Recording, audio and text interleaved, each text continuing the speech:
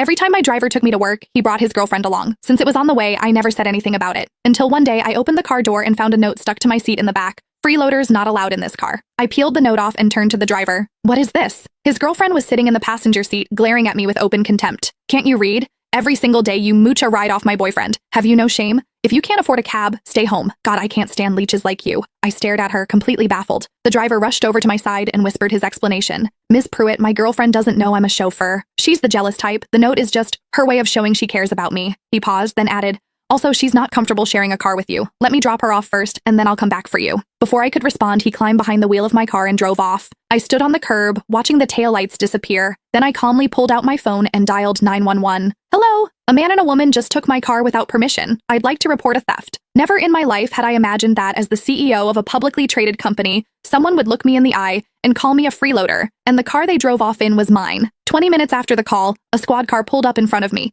2 officers had barely stepped out when Alfred Lawrence came tearing around the corner in my black Maybach. He slammed the brakes, lurching to a stop just feet away, and jumped out. His face was chalk white. Ms. Pruitt, what happened? Why did you call the police? I looked at him, said nothing. One of the officers sized him up. Are you the individual Ms. Pruitt says took her vehicle without authorization? The color drained from Alfred's face even further. No, officers, this is all a misunderstanding. His hands went up, palms out. I'm Ms. Pruitt's driver. I drive her every day. I just dropped someone off on the way. Took a few extra minutes, that's all. Nobody stole anything. He gestured frantically at the Maybach behind him, forcing a grin. See? I brought the car right back. First thing. The officers looked at me, then back at him. Ms. Pruitt, do you want to press charges? I was about to answer when Alfred leaned in close, his voice dropping to a desperate whisper. Ms. Pruitt, please. For my father's sake. He drove for you all those years. Just let this one go. He swallowed hard. You know my dad's health isn't good. I finally found a girlfriend, and it's the one thing he wanted for me. What I did back there was just to keep things stable between her and me. I had no choice. The mention of his father softened something in me. Owen Lawrence had been my chauffeur for 6 years. Honest, dependable, steady behind the wheel, and never once a source of trouble. In all those years, he had never been late, never gotten a single violation. Every holiday when I handed him a bonus,